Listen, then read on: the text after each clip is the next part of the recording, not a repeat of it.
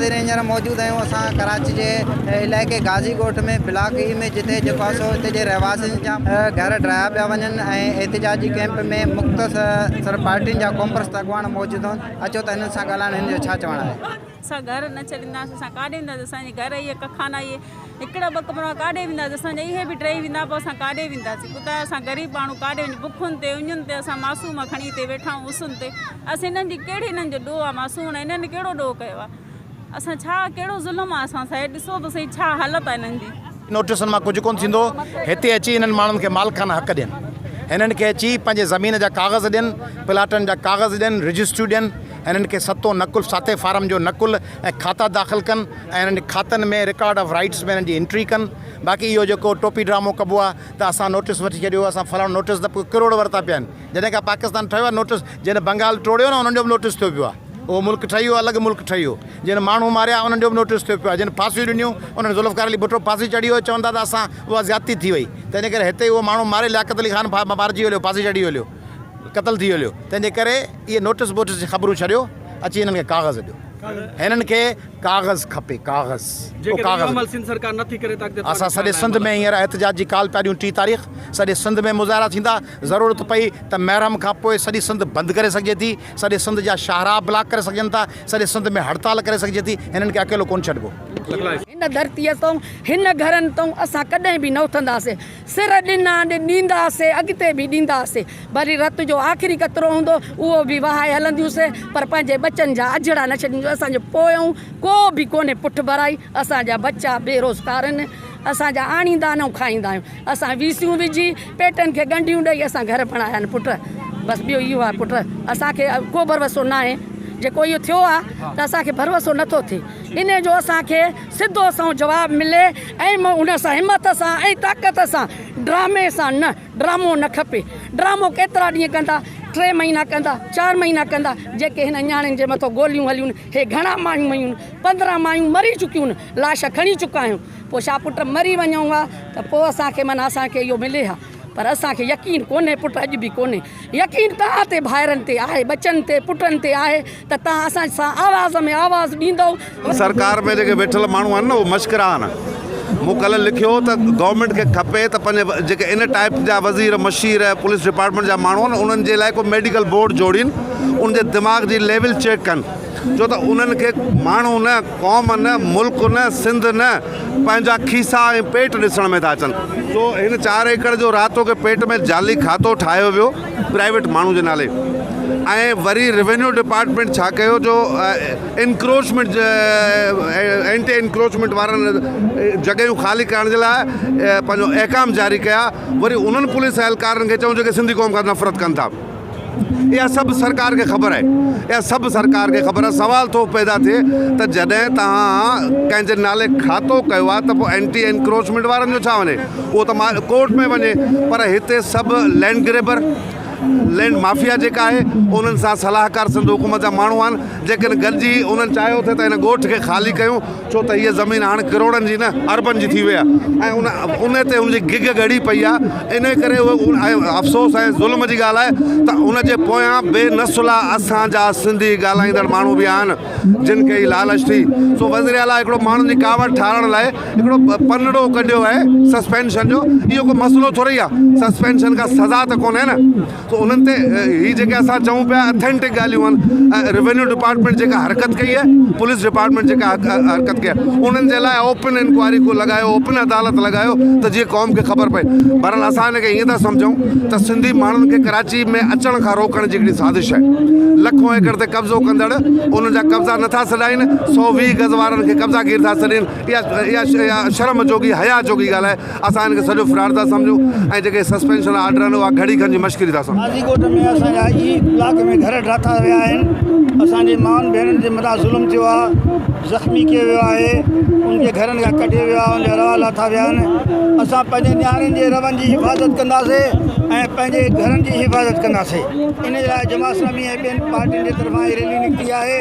असां इहा ॻाल्हि वाज़े करणु चाहियूं था त जॾहिं 90 जे अंदरि असांजे हिकु ॻोठ वारनि पंहिंजा पैसा पीआरिया हुया त हाणे उन बिल्डर खे या कंहिंखे अलॉटमेंट करणु नाजाइज़ आहे, गैर क़ानूनी आहे। इन करे असां ज़ुल्म जे ख़िलाफ़ आवाज़ उथारियूं था। असांखे इंसाफ़ ॾियणु घुरिजे। जंहिं कल्ह असां ते फायरिंग कई वई आहे, असांजा आंसू गैस हलाया विया आहिनि, असांजा छुरा हलाया विया आहिनि, उन्हनि जूं वधियूं लायूं आहिनि, हमेशह लाइ दरबदर हुजनि। असांखे एॾो ज़लील कयो अथनि हिननि, असां ॾींहुं राति हिते पिया गुज़ारूं। कल्ह जेको थियो हूंदो तव्हां त ॾिठो हूंदो कि एॾो आंसू गैस सां बोरा भरिजी आहे जो असांखे एॾो ज़ख़्मी कयो वियो ऐं ज़ख़्मी जेॾा माण्हू थिया आहिनि। बसि असां हिननि मां इहो ई उमेद सम्झंदासीं त असांजो कुझु कंदा। असां शुरू खां वठी इन उमेदनि ते बीठल आहियूं त असांजे लाइ ईंदा, असांजे लाइ कुझु कंदा, पर असांजे लाइ अञा ताईं कुझु थियो न। हीअ मुअतल कयो अथनि कुझु टाइम जे लाइ, इन्हनि खे वरी बहाल कयो वेंदो, इन्हनि जूं ड्यूटियूं साॻियूं ई हूंदियूं। असां चऊं था हमेशह जे लाइ इहे मुअतल थी वञनि, हमेशह जे लाइ इन्हनि जूं ड्यूटियूं लही वञनि, वरी इन्हनि शख़्सनि खे वरी वर्दी असां न ॾिसूं। हीअ हमेशह जे लाइ मुअतल थी वञे, बाक़ी असां सां ख़ुदा इंसाफ़ कयो वञे। असां ग़रीब काॾे वेंदासीं? एॾी महिनत अॼु जे दौर में घर ठाहिणु केॾो मुश्किल आहे। असां कीअं ठाहींदासीं पंहिंजे बच्चनि जे लाइ घर? असां तव्हां इहो ॿुधायो, केरु आहे ॿुधण वारो, केरु आहे इन्हनि खां पुछण वारो जो असांजे ईअं ई अची घरनि ते न राति ॾिसनि था, न ॾींहुं ॾिसनि था, न सुबुह ॾिसनि था, न शाम ॾिसनि था, असांजे घरनि ते अची हमला करनि था। असां काॾे वेंदासीं भला घर छॾे पंहिंजा? असां 40 सालनि खां हिते रहंदड़ आहियूं। हिते असां 40 सालनि खां असांजा वॾा असांजा सभु हिते रहंदड़ आहिनि। बिल ॾियूं था, गैसनि जा बिल ॾियूं था, बिजलियुनि जा बिल ॾियूं था, हर कागज़ असां वटि मौजूदु आहे। असां वटि असां कब्ज़े खोर न आहियूं, कब्ज़ा असां न करे वेठा आहियूं जो असांजा ईअं अचानक अची असांजा हमला करनि था ऐं असांजा घर ठाहिनि था, सरेआम गोलियूं हलाइनि था, शेलिंग करनि था, असांजूं नियाणियूं ज़ख़्मी कयूं अथनि। असांजूं त ॿ हॉस्पिटल में अञा ताईं एडमिट आहिनि, उन्हनि जी का ख़बर न उन्हनि जो छा थींदो। वठिया त हिते अची ऐलान करे पंहिंजे रेवेन्यू मिनिस्टर खे, डिप्टी कमिश्नर खे अची हिते ऐलान करे हिननि भेणुनि खे, हिननि भाउरनि खे ऐं मथे ते हथु रखिया ऐं हिननि खां माफ़ी वठे त बाबा हीउ जेको थियो आहे उहो ग़लति थियो आहे। तव्हांखे हीअ जेके घर ॾाथा विया आहिनि बिल्डिंगूं, इहे तव्हांखे वापसि सिंध हुकूमत ठाराए ॾींदी। जेके मुलविस माण्हू आहिनि उन्हनि खे, उन्हनि जे ऑफिसर तपेदार खां वठी डिप्टी कमिश्नर ताईं उन्हनि खे सज़ाऊं ईंदियूं ऐं उनखे गिरफ़्तार कराया, हुनखे गिरफ़्तार करे कानून जे हवाले करे हिते अची हिननि जे मथे ते हथु रखी हिननि सां वाइदो करे ऐलान करे वञे त हीअ ज़मीनूं तव्हांजूं आहिनि ऐं हिते जेको नुक़सानु थियो आहे तव्हांखे घर ठाराए ॾींदा, पोइ थींदो आहे। बाक़ी हीअ जेको सो चीट थो करे, डिसीव थो करे, ठगी थो करे, इहा असांखे क़बूल न आहे। वज़ीर आला जो जेकॾहिं हुननि ते क़दम खयों अथसि त इन्हनि जी वरी अञा वधीक हरामखोरी वारियूं वॾियूं पोस्टिंगूं कंदो। ठगीअ जो ठाह आहे, ज़रदारी खां वठी हेठि ताईं, ओ शाह हुजे, ज़रदारी हुजे, समाट हुजे, बरोच, इहो मजमूई तौर ते ठगनि जो टोलो आहे जेको सिंधियुनि खे ठगे पियो। ॻाल्हियूं न हिते अची हीअ जेको वसंदियूं आहिनि इन्हनि खे अची हवाले करे ऐं जिन हिननि खे डरायो आहे उन्हनि खे हटाए, बाक़ी इहो अची ऐलान करे, बाक़ी हिते अची नऊं ठगी करे थींदोसीं, तहक़ीक़ात कंदासूं। का तहक़ीक़ात कान्हे। डिप्टी कमिश्नर ऐं SSP खां वठी सभु गिरफ़्तार करे ऐं हिननि खे अची ऐलान करे, रेवेन्यू मिनिस्टर ऐं ॿिया सभु अची ऐलान करे, पोइ तॾहिं थींदो। न सिर्फ़ु हीउ जेको कल्ह वाक़ियो थियो आहे उनखां हफ़्तो पहिरियां बि जेको आहे न हिननि फैमिलियुनि जे मथां जेका हला कई वई, केतिरा ई घर में स्मार कया विया ऐं उनखां अलावा शेलिंग ऐं गोलियूं हलायूं वयूं हुयूं। ऐं वरी कल्ह जेको वाक़ियो थियो त उहो त तमामु अफ़सोसनाक वाक़ियो थियो आहे। सिंध हुकूमत जी असां सम्झूं था त इहा नाअहली आहे ऐं हीअ जेका पीपल्स पार्टी जेका सिंध हुकूमत आहे उहा उनजी बदमाशी आहे जेका बिल्डर माफ़िया सां मिली करे सिंध जा जेके धरती धणी आहिनि उन्हनि खे लॾाइण जी ऐं सिंध जे अंदरि, कराची जे अंदरि जेके रोज़गार करे रहिया आहिनि उन्हनि जे ख़िलाफ़ु हिकिड़ी गहरी साज़िश आहे। हिकु तरफ़ अफ़गानी जेके पनाहगीर आहिनि उन्हनि जूं जेके कॉलोनियूं आहिनि उन्हनि खे लीज़ कयो पियो वञे, ॿिए तरफ़ जेके सिंध जा धरती धणी आहिनि उन्हनि खे लॾाइण जूं जेके आहिनि गहरियूं साज़िशूं कयूं पियूं वञनि। असां सम्झूं था त इहा असांजे ख़िलाफ़ु जेका साज़िश आहे असां उनखे कंहिं बि सूरत में कामयाबु थियणु न ॾींदासीं ऐं असां हिननि जेके फैमिलियूं आहिनि असां उन्हनि सां गॾु आहियूं, धरती धणियुनि सां गॾु आहियूं ऐं असां उन्हनि खे कंहिं बि सूरत अकेलो न छॾींदासीं। महिरबानी सभ खां पहिरियां तव्हां दोस्तनि जो जेको कल्ह बि तव्हां दोस्तनि हिते अची कवरेज कयो, तव्हां ॾिठो आहे हिननि जो बरबरियत। हीउ सिर्फ़ु जेको आहे हिननि जो हिकिड़ो टोपी ड्रामो आहे।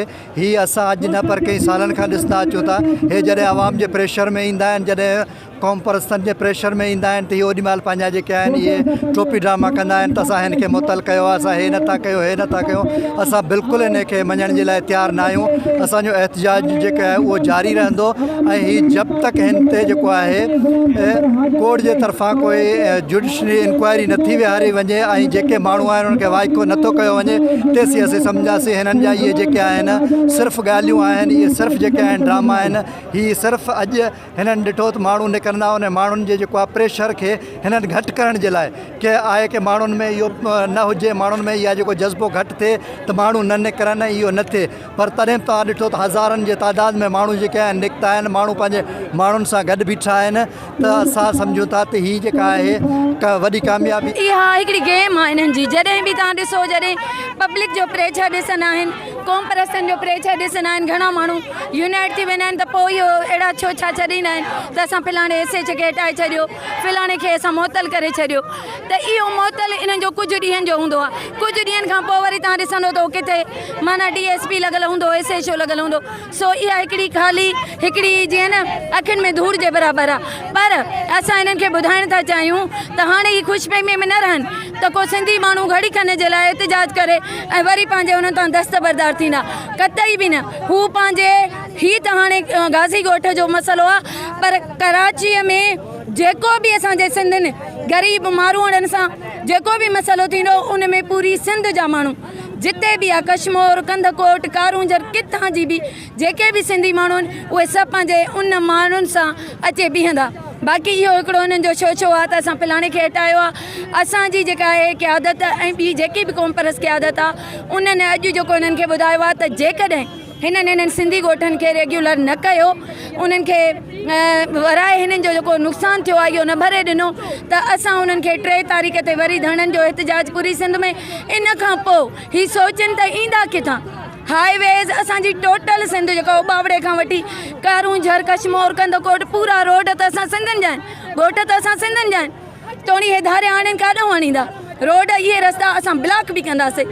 इहो पाण रुगो सस्पेंशन जो ऑर्डर आहे। हिकिड़ो हरामी वेंदो ॿियो अची वेंदो, हिकिड़ो राशि वेंदो ॿियो अची वेंदो, हिकिड़ो लैंड ग्रैबर वेंदो ॿियो अची वेंदो। जेकॾहिं सभिनी खां पहिरीं त डिप्टी कमिश्नर SSP ऐं एंटी क्रोचमेंट के SSP के भी फौरी तौर ते सस्पेंड करे बरतरफ़ कयो वञे। जेके इहे ख़ालिद वो कहिड़ो आहे जेको लैंड माफिया जो सरबराह आहे उनखे यूसफी ऐं ॿिया इन्हनि खे गिरफ़्तार करे जेल में विधो वञे ऐं बिलावल हाउस जेके इन्हनि में शामिल आहिनि उन्हनि सभिनी खे नॉमिनेट कयो वञे। असां हाणे ॻोठ जी मालिकी कंदासीं इन लैंड माफिया ज़रदारी माफिया खां सिंध खे आज़ादु कराईंदासीं। क़ौमी अॻवान गॾु आहिनि, इंशाअल्लाह दमादम मश्क़ अंदर थींदी सॼे सिंध में थींदी इंशाअल्लाह। तव्हांखे यादि हूंदो त CM काइम अली शाह जे दौर में गाज़ी ॻोठ खे DC लीज़ ॾिनी वई, गैस कनेक्शन ॾिना विया, बिजली कनेक्शन ॾिना विया ऐं कानूनी तौर ते जंहिं बि इलाइक़े में पका घर उते गैस ऐं बिजली प्रोवाइड कयो थी वञे ऐं उन्हनि खे लीज़ ॾिनी थी वञे त मतिलबु इहो आहे उहो ॻोठ पको सम्झो वञे ऐं उनखे मुकमिल ऐं पकी लीज़ जेका आहे बाद में ॾिनी वेंदी। पर बदकिस्मती इहा आहे त हमेशह वांगुरु सिंध हुकूमत ऐं इस्टेब्लिशमेंट ऐं वफ़ाक़ी हुकूमत जेके धरती धणी आहिनि, सिंध जा माण्हू आहिनि, सन ऑफ सॉइल आहिनि, उन्हनि जे घरनि ते उन्हनि जे ॻोठनि खे मसमार करे उन्हनि खे त लॾाइनि था, पर उन जी जॻह ते जेके धारा गैर मुल्की जिन जे लाइ सुप्रीम कोर्ट 2011 में रूलिंग ॾेई चुकी आहे त उहे क़त्ल गारत में, स्मगलिंग में ऐं दहशतगर्दी में मुलवस आहिनि, उन्हनि खे कढियो वञे। उन ते त अमल नथा कनि, पर उन्हनि जी कचियुनि आबादियुनि खे, गैर क़ानूनी आबादियुनि खे ही सिंध असेंबली मां कानून पास करे उन्हनि खे लीज़ ॾेई था वञनि। त इन खां वॾी कहिड़ी मुनाफ़िकी आहे। हिकु तरफ़ जेके धरती धणी सिंध जा माण्हू आहिनि जिन जे वोटनि ते ही हुकूमतुनि में वेठा आहिनि, ऐवाननि में वेठा आहिनि, उन्हनि खे सहूलियतूं ऐं बुनियादी ज़रूरतूं ॾियण त पर जी ॻाल्हि, पर उन्हनि खे जेके अजा मिलियल आहिनि उहे बि उन्हनि खां कसाए पिया वञनि। हीअ त बरबरत थी वई। हिकिड़े तरफ़ तव्हां दाऊं था कयो त फ़लस्तीन में ज़ुल्म आहे, कश्मीर में ज़ुल्म आहे, चेचनिया में ज़ुल्म आहे। छा तव्हांखे गुज़िरियल 2 हफ़्तनि खां हिते गाज़ी ॻोठ जे अंदरि पुलिस ऐं ख़ानगी गार्डन ऐं गुंडनि जे तरफ़ां जेके हलाऊं कयूं वियूं आहिनि, सिधियूं गोलियूं हलायूं वियूं आहिनि, शेलिंग कई वई आहे। नियाणियुनि जे मथां केतिरियूं नियाणियूं ज़ख़्मी थियूं आहिनि, नौजवान ज़ख़्मी थिया आहिनि, ॻोठाणा ज़ख़्मी थिया आहिनि, जंहिंमें 4 ॻोठाणा गिरफ़्तार आहिनि। पुरअमन सियासी जदोजहद करण ते हिन वक़्त ताईं 8 खां 9 FIR दाख़िल थी वियूं आहिनि समूरी सियासी क़यादतुनि ते ऐं हितां जे ॻोठाणनि ते। मां सम्झां थो इहा मुनाफ़िकी आहे। तव्हांखे पहिरीं खां ख़बर न हुई त हीउ मामिलो आहे, उन वक़्तु तव्हां किथे हुआ, उन वक़्तु तव्हां नोटिस छो न वरितो? उन वक़्तु तव्हां हितां जे जेको SHO आहे, SP ऐं DSP आहे, समूरे हिननि इलाइक़नि जूं जेके पुलिस आहे नफ़री, उहे अचे बि फायरिंग करे पई ऐं हलाऊं करे पई। जॾहिं मामिलो इंटरनेशनल मीडिया ते पुॻो आहे, सॼी सिंध भड़की उथी आहे, उन खां पोइ तव्हांखे ख़ौफ़ थियो त बलदियाती इलेक्शन में सिंधी माण्हू तव्हांखे पादर हणंदा, वोट न ॾींदा, त उन खां पोइ ड्रामो करे तव्हां नोटिस था वठो। हाणे जेको इहो नोटिस आहे उहो रुॻो ॾेखाव न हुजे, अमली तौर ते उहो नोटिस हुजे, हिननि ॻोठनि खे मुकमिल पकी लीज़ ॾिनी वञे ऐं हिननि माण्हुनि खे मुस्तक़िल तौर ते आबाद कयो वञे, ऐं धारनि खे जेके लीज़ूं ॾिनियूं आहिनि उहे रद्द करे उन्हनि खे हिकदमि सिंध मां निकाले ॾिनी वञे। न त हीअ तहरीक सिंध गीर तहरीक हूंदी जेका धारनि जी निकाले सां गॾोगॾु पीपल्स पार्टी जे ख़ात्मे ताईं जारी रहंदी। महिरबानी।